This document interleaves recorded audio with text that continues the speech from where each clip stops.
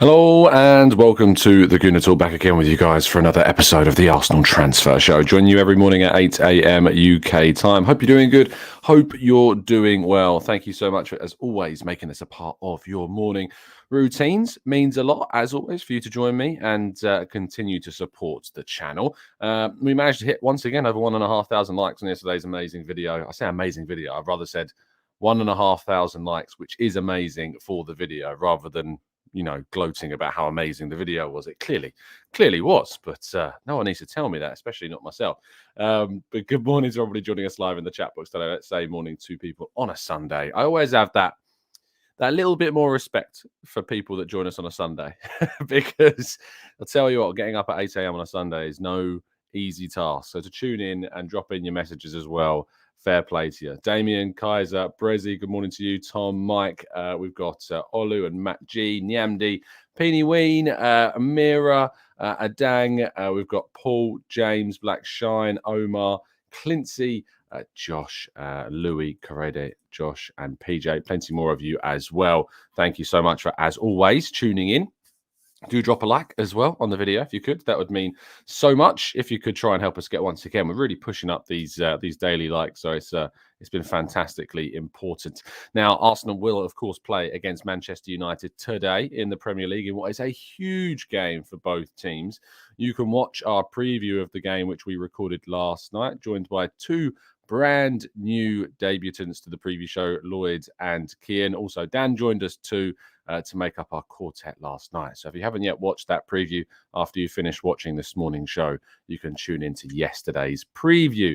However, let's get on with today's stories. Trossard could indeed make his debut for the Gunners today after signing from Brighton not just a couple of days ago. He did indeed sign, which means that they registered in time for the match, and he hopefully will indeed be on the bench and could come off to play a significant part in this game. He's fully fit, ready to go. He's trained. Of course, he was playing with Brighton. We know that he's ready to play. Doesn't have to build up to full fitness in any way, shape or form. So Trossard going to be involved, which is a very, very positive thing for the club indeed. If you want to find out more about Leandro Trossard, we did record our breakdown of the player yesterday. That was put out onto the channel. Apologies for the slight lateness. The Kiwior news really did kind of take over the channel briefly because I wanted to make sure that we were educated as quickly as possible about how good Kiwior is. Speaking of which, we're talking about him and see him very soon.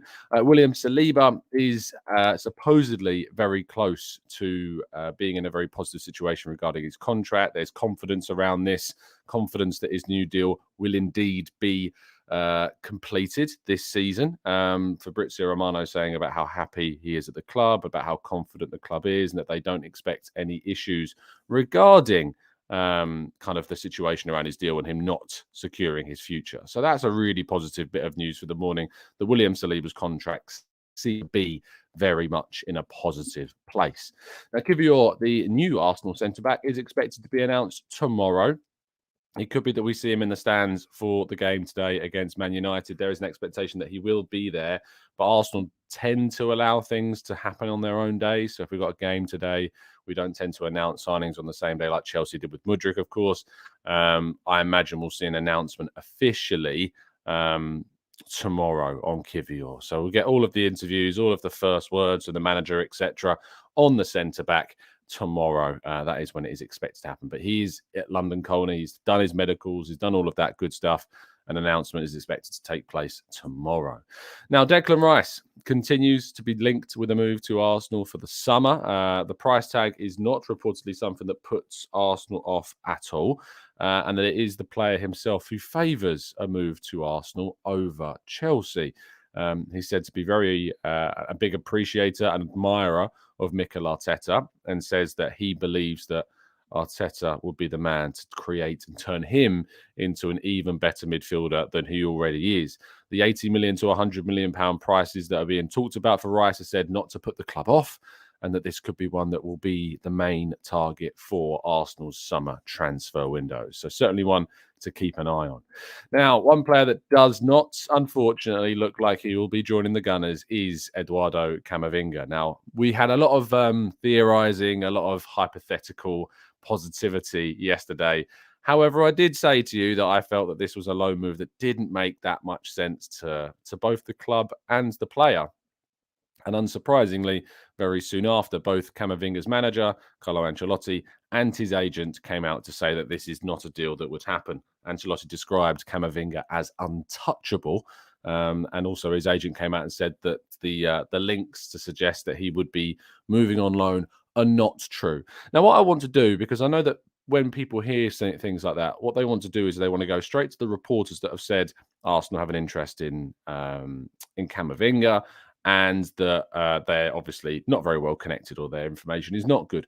This isn't the case. The reports that came out from the Evening Standard and Simon Collins in particular were reports suggesting that Arsenal were interested in Camavinga. Now, if you read through the comments of Bartlett, I think it is, who is his agent, he basically turns around and says that every club wants to sign Camavinga. And this is the case. Arsenal have an interest in Eduardo Camavinga. What's not true is that he will be moving, it seems, this January transfer window. Now, Real Madrid, of course, have got strong links with Jude Bellingham, and so the situation for Camavinga may change in the summer. We'll have to wait and see. But at the moment, it does indeed seem that Camavinga's place in Real Madrid is indeed untouchable, and he won't be moving at least this January. Now, Arsenal are also said to have wanted to buy out the contract for Martin Zubimendi of Real Sociedad. The player has a €60 million buyout clause. However, Kike Marin says that the player wants to stay at Sociedad until at least the end of the season. So despite the fact that Arsenal seem willing to activate that release clause, which to me, when I read this story, seemed kind of mad, you're looking at around £53 million there to activate a midfielder, a 23 years of age, very good player, of course, indeed, and has done very well at Sociedad in La Liga. But I was surprised to see this story emerge, especially considering all this chat about Declan Rice at the moment as well. You know, Zubimendi's a very, very talented midfielder, very progressive in what he does, and I think would fit into Arsenal's system very well. But I was a little bit surprised to see the link as strong as this. And, you know, I always try and give you guys tips and advice about how you should read into transfer stories. And I always say you should look out for certain clues and hints about whether or not we can believe certain stories. And when you start seeing price tags around kind of the commitment around price tags, that's usually a pretty good sign of where the information comes from. However, it doesn't seem to be a deal that Arsenal would be able to get done this winter because he does not want to leave the club until the summer, and he doesn't want to leave mid-season. He wants to commit himself to Real Sociedad until at least the end of the season.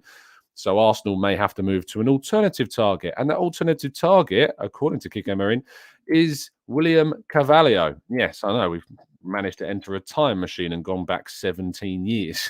No, maybe more so about 10 years from when his time was at Sporting.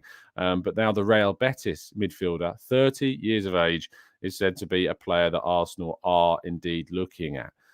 Portuguese international, of course. I think this is very much one for a kind of a depth option until the end of the season. I don't see why Arsenal would buy William Carvalho. I imagine it would be more of a loan situation if there was one. But Arsenal are said to have an interest in the player as they desperately try and find a midfielder. I'm not particularly bowled over by this. If you told me that it was a case of William Carvalho coming in or no one else, of course I'd prefer Carvalho because I think he would add depth to the team between now and the end of the season. But in terms of a long-term move, I don't really see why this would be favourable for us at all, to be honest. It's a bit of a strange one. But yeah, if it was a case of bringing him in into the end of the season, I think that's something that we would be open to and should be open to because it adds the depth that we know that we need in that position. But on a permanent deal, I have a fair few questions that are coming up when talking about William Carvalho. But there you go, linked with the club, supposedly an interest. Now, our headline story of the day, of course, you'll be unsurprised to know is on Ivan Fresneda, the young Spain player at the moment with Real Valladolid. His agent supposedly travelled to London Colney with talks scheduled with Edu. And Arsenal are very, very serious indeed about trying to sign the player. There was rumours that he had an £8.8 million buyout clause. I can't verify those at the moment. La Liga players do tend to have buyout clauses in their contracts. But there's also been suggestions that Arsenal be willing to pay up to €20 million, which is obviously well above that £8.8 million buyout, unless for some reason they've included a very structural difference to that deal to enable them to pay it over a longer period of time, because £8.8 million now is too much. I don't see how that would be the case. That doesn't seem right. But Ivan Fresneda would be a fantastic option, I think, for Arsenal this season, especially if Cedric is going. Very talented player. I look forward to bringing you a tactical breakdown on him very, very soon indeed. And looking into a player that, of course, has developed in Spain, but I think has developed in a way that he's played right mid, left mid, he's played central midfield, he's even played right wing, but he's settled at right back, and he plays in a very similar style, I see anyway, when I watch him, to Alexander Zinchenko. And I think that balance that we've got in potentially having Fresneda on the right, and then you can play Tomiyasu on the left if you don't have one of White or Zinchenko, enables you Arsenal to be still as balanced as they are in defence if they have an option like this. He's very different to Brooke Norton-Cuffy. He's different to Rule Waters, and so that's why some of you may have some confusion about why we're going after an 18-year-old right back. It's because stylistically he does exactly what Arsenal and Arteta want from that full-back position. So talented player. A lot of clubs really like him. A lot of clubs like Juventus, Newcastle, Liverpool have all been linked with a move for Fresneda. If Arsenal can get hold of this one, it would be considered a bit of a coup for a very talented young player indeed. Now, you will feel like you've got yourself a bit of a coup by getting such a significant discount off NordVPN, of course, the service which brings you fantastic security and safety while you are indeed online. You can get yourself up to a 64% discount by using nordvpn.com/Gooner to get yourself a serious discount on the service. You can change your geolocation, of course, so you can watch things that you wouldn't typically tend to be able to watch in the country where you happen to be. But if something is available elsewhere, all you need to do is click a couple of buttons and it changes where you are. It's really malleable, works on your tablet, on your phone, on your laptop, all of that lovely stuff. And we've been very appreciative of NordVPN for helping us out. They've helped us improve some of the infrastructure in the channel. So hopefully there'll be some improvements to the streams that we'll be doing because of NordVPN's very kind opportunity that they've given the channel to support us. If you don't enjoy the service, you can, of course, get a 30-day money-back guarantee. And of course, you make sure just do it. Just get that hold of that discount, nordvpn.com/Gooner. And I've really appreciated everybody that's sent in those kind and sometimes rather amusing messages as well. We will be back after part 2 and your questions right after this.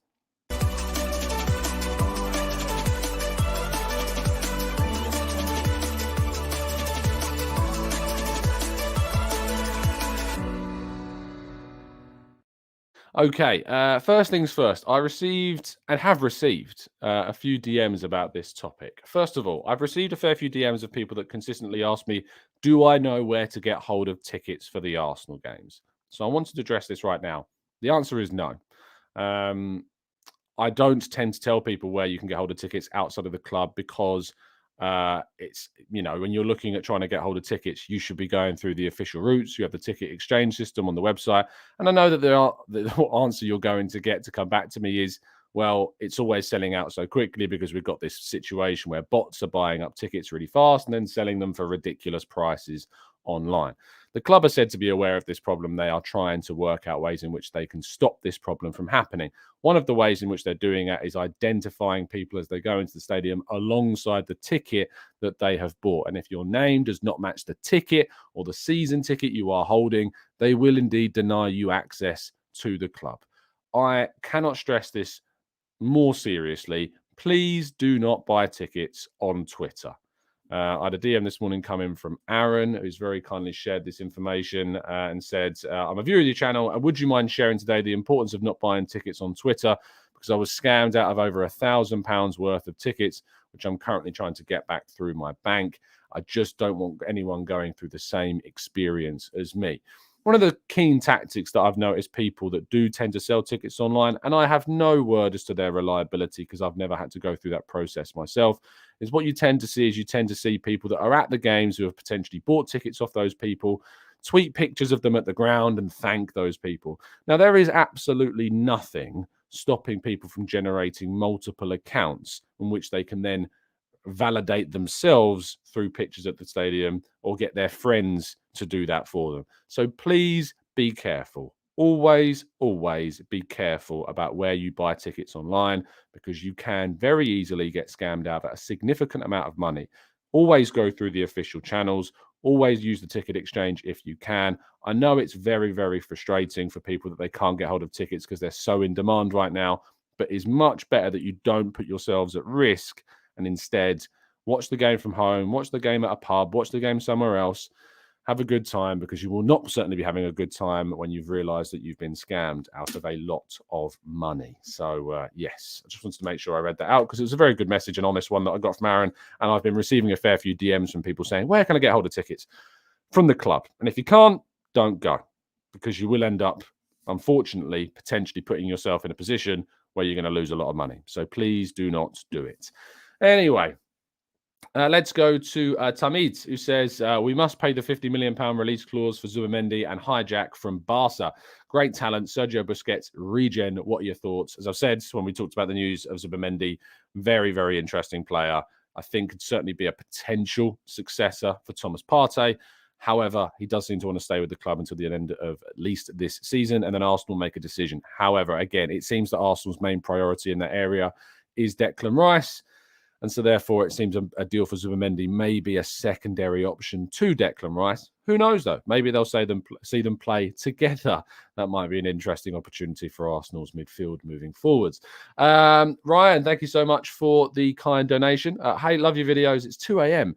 The dedication is real from Ryan. Thank you so much, mate, for the kind donation. That means a lot. Kian dropping in a super chat as well. Thanks, mate. If Ben White scores a screamer today, like you always predict, I will gift 10 memberships to the lovely TGT viewers. Kian, what I'm going to ask is if you can be a little bit more generous. And let's say that if he just scores, because a screamer's pretty subjective. Let's be honest. I reckon if he scores a header from a corner, we can describe that as a bit of a screamer. How about if he just scores, Kian? Maybe we can step things up. I'm being cheeky, I know. But maybe if Ben White gets on the score sheet today, then we can get some new members into the chat box. There you go. Tubbs says, Tom, do you make the shorts, or are they only for special occasions? And would you like to produce more? I actually have a very, very generous person who is a listener to the channel, Bayo, who actually reached out to me and said, I really like the content. I'm a bit of a whiz with kind of videos in that sense. Would you like me to put together some shorts? And I was like, you know what? Let's have a bit of a trial. So this week we've been putting out some of those videos. I've been trying to get your feedback to see if you like those shorts. And I've been getting some really good feedback. There's been some constructive criticism as well, which I think we've taken on board for the short that's going to be coming out today. So you'll have to let me know what you think of today's short that will be coming out around midday time, which is from yesterday's show. I think there are really good ways of kind of short promotion of the main transfer video. They're quite engaging with the photos and the editing and the images as well. So yes, I quite like them. I think they're a good addition to the channel. And if you do indeed like them, let us know, because we've done a week-long trial of some of these videos going out onto the channel. My main thing is always making sure the person who's producing this is not taking up too much of their time. But if you like the content, it's certainly something that I want to make sure that we stick around with on the channel. But it seems that you guys are being very, very positive about these in the channel as well. So good stuff. Something that potentially we'll be keeping around there, which is awesome. Let's go to Jason, who says, Tom, what's your view on how today will go? You know, I'm very positive about today. I'm always positive about Manchester United at home. We have a very decent record against Manchester United at home. I have a good chance. I think we'll see Granit Xhaka get on the score sheet against United once again. He's got a fantastic record playing against them. What I think is that the pressure, we always talk about Arsenal being under ultimate pressure in these games. If anything, it is more important that United win this than us. We're the ones with the buffer. We're the ones that know if that we win, Man United are out of the title race. They are out of it completely. And I think that really plays into our advantage. Man United are going to try and win this. Man United know that they've already beaten us this season, and if they can win this game, that they are in the conversation for a potential title challenge. And therefore, I think the pressure is more so on them than it is us. And I think that may play into our hands a bit, and they will have to come out a bit. Of course, I still think they've been pretty good at defending against teams like City, and obviously they really benefited from that. But I think we're a different team to City. I'm not saying we're better. I mean, we have been this season because of where we are, of course. But I think we're a different prospect to City. I think the way we play is slightly different. I think the attributes and the players that we have are different. And I think that's going to cause them a lot of problems. Without Casemiro is a big, big loss to them as well. And they are without a fair few other players because of injury like Martial, Dalot, Sancho. And there's one other player I'm forgetting whose name has escaped me. But yeah, they're missing a few players. I imagine what they'll go with is obviously De Gea in goal. It will be Wan-Bissaka at right back. It will be Varane and Martinez and Shaw as a back four. It will be, I think, Fred or McTominay. Oh, would it be both? It could be Fred, McTominay and Eriksen in the middle, and then Fernandes, Weghorst and Rashford as the front three. I think that might be what they go for. Who knows, though? I might be wrong. But that would be what I would predict them going for. We've got to be careful about Weghorst's aerial ability in the box. Let's see what happens. 8-2 would be a dream. Imagine if we could put 8 past them. Oh, you just think back. Maybe Arteta's showing him that before the game. Maybe he's showing Erik ten Hag, talking about the fact that they've already beaten us this season. Get that extra motivation going for the team. We need as much as we can possibly get. Mark says, loved your review of the many forward targets which we've been linked to. Are you planning a similar one to review the midfield prospects? Let me put in a vote for one of them. Potentially, yes. I will be potentially doing one of those. It's a lot harder to do midfielders than it is to do forwards that you could potentially bring in. They're not as obvious candidates, but we are being linked to more during this window. So yes, let's see. Let's wait a couple of days, probably into next week as well. And we'll see if we can put together a 30 midfielders. It might not be 30, it might be 20, but we'll try and get one of those out for you as soon as possible. Liv says, are you going to do a tactical breakdown of Zubimendi? Probably not, because of the information coming out today that a deal doesn't look particularly likely. If the William Carvalho links increase, of course, we'll look into that a little bit more. I tend to do tactical breakdowns when players look like they're getting close to moving, because it's a lot of effort and time, and I've got to take up the time of an expert to come on and talk about the player. I only tend to want to do that if the deal looks more likely. Before, I remember we would do tactical breakdowns if we were just linked to a player, and it would take up a lot of time, and often those players didn't end up arriving at Arsenal. And I know that we've still done that on a couple of occasions, especially with the João Felix and Mudryk situations this window. But we've obviously done the Trossard one after he was signed. We've done the Kiwior one just before he was signed. I'm hoping to do a Fresneda tactical breakdown very soon as well. So don't worry. It is coming, indeed. Don't you worry. Declan Rice, I think we'll wait for the summer with that one, Matt. But he will be on the list for the summer tactical breakdowns after the season has finished. Blue Red Trill says, with Everton possibly going down, who would you nick off them? It's a really good question. And there's often opportunities available for teams of those that go down. Obviously, Anthony Gordon's a very talented player that people like a lot. But who would I take? Is Ben Godfrey a good option? I know that he was linked with us before, and I know that he's had questionable defensive points, but he's versatile, can play left back, right back, and centre back. Is he a good replacement for Upholding? Homegrown? Maybe. Maybe would be better coached at Arsenal. But there's not a lot that I don't think I would take. Damari Gray, Anana is not a bad shout as well, to be fair, the midfielder. Yeah, I suppose Anana is probably one of the more standout ones from there. And we were interested in Anana when he was at Lille before he moved to Everton. Calvert-Lewin says, I doubt he's the right player for this sort of situation at the moment now. Benji says, I always find it crazy how highly people rate Sergej Milinkovic-Savic without ever seeing him play. I'm worried that he could be another Koulibaly situation. Well, I've watched him plenty, and I like what I see from Sergej Milinkovic-Savic. I think he's such a versatile central midfielder that can offer us plenty going forwards. I think he could play that left-sided centre midfielder role, arguably maybe more threateningly than Xhaka. Certainly, I think more threateningly than Xhaka. So that's one to watch. Hard Pixel says, Tom, I swear if we managed to get Felix and Mudryk, we would have had the attack to win it all. It was going to be a game over situation for the other teams. Oh, dear. John says, can you rehash your Carvalho tactical breakdown from 8 years? Did I do a tactical breakdown on Carvalho from 8 years ago? I mean, I think I've been doing the channel for 8. Have I? No, it's 7 years. I mean, let's have a look. The Gooner Talk, William Carvalho. Did I ever do a tactical breakdown on him? Let's have a quick look. I'm not seeing one. Tactical breakdown, William Carvalho. I've done a lot of players. I thought I might have done one, but no, it doesn't look like I ever did. So no, John, I can't rehash one that I've already done, unfortunately. Let's go to Franklin Goodwin says that was a joke. In regards to what? I'm curious what he wants. Maybe he was asking for Iwobi to come back. I've seen a few people suggest that.